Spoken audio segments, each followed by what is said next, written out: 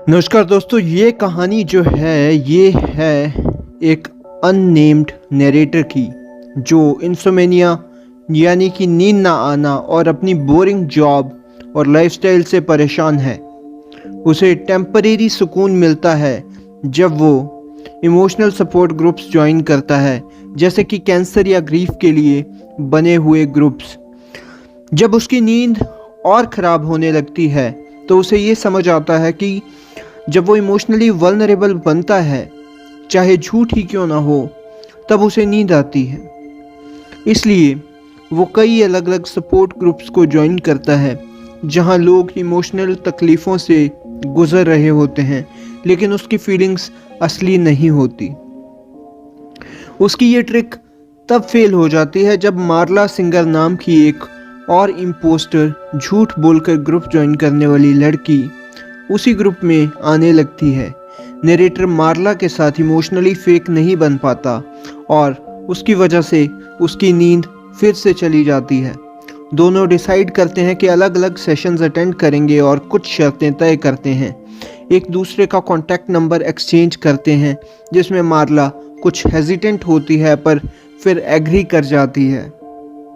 काम के सिलसिले में एक फ़्लाइट से वापस आते वक्त नरेटर की मुलाकात होती है टाइलर डर्डन नाम के एक सोप सेल्समैन से। जब नरेटर के अपार्टमेंट में ब्लास्ट होता है और सब कुछ तबाह हो जाता है, तो वो टाइलर के पुराने टूटे फूटे घर में शिफ्ट हो जाता है। धीरे धीरे दोनों अच्छे दोस्त बन जाते हैं और एक अंडरग्राउंड फाइट क्लब शुरू कर देते हैं, एक बार तो बेसमेंट में भी। टाइलर मार्ला को ओवरडोज से बचाता है और उन दोनों के बीच में फिजिकल रिलेशनशिप शुरू हो जाता है। इसके बावजूद नरेटर मार्ला के साथ इमोशनली कोल्ड रहता है। नरेटर अपनी जॉब छोड़ देता है, अपने बॉस को ब्लैकमेल करके पैसे लेता है और फाइट क्लब को और बड़ा बनाता है।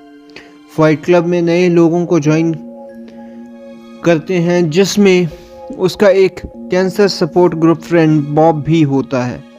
टाइलर फाइट क्लब को प्रोजेक्ट मेहम में बदल देता है, जिसके पर्पस होता है सोशल ऑर्डर को डिसरप्ट करना, जैसे वेंडलिज्म और सैबोटाज।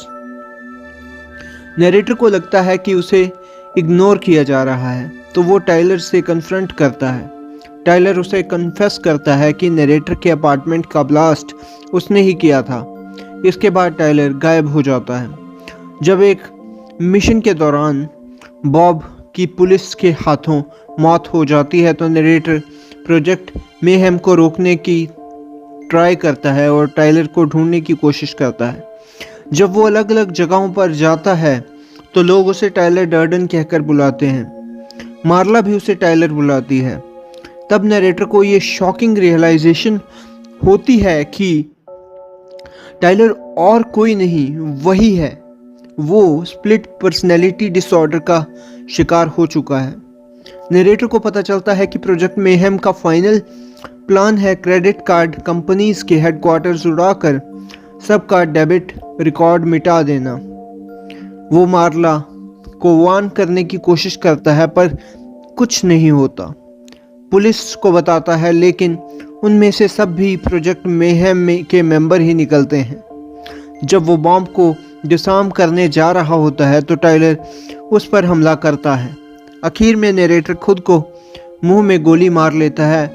इस एक्शन से टाइलर मर जाता है, क्योंकि वो उसके माइंड का ही एक हिस्सा था। मार्ला उस वक्त वहां पहुंचती है। दोनों हाथ पकड़कर खड़े होते हैं और देखते हैं कि कैसे टारगेट किए गए बिल्डिंग्स कोलैप्स हो जाते हैं। ये कहानी आइडेंटिटी, टॉक्सिक मैस्कुलिनिटी और मॉडर्न सोसाइटी के कॉन्ट्राडिक्शंस के बारे में है, और इसमें थ्रिलर के एलिमेंट्स साइकोलॉजिकल ड्रामा के साथ मिल जाते हैं।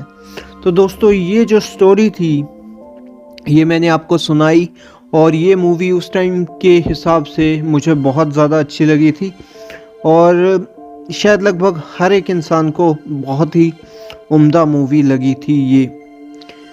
ये शायद मैंने बचपन के टाइम पे देखी है, तो काफ़ी अच्छी मूवी है, आप भी इसे देख सकते हैं। ये था मेरा रिव्यू। मैं मिलता हूँ आपको किसी और मूवी के रिव्यू के साथ, तब तक के लिए बाय।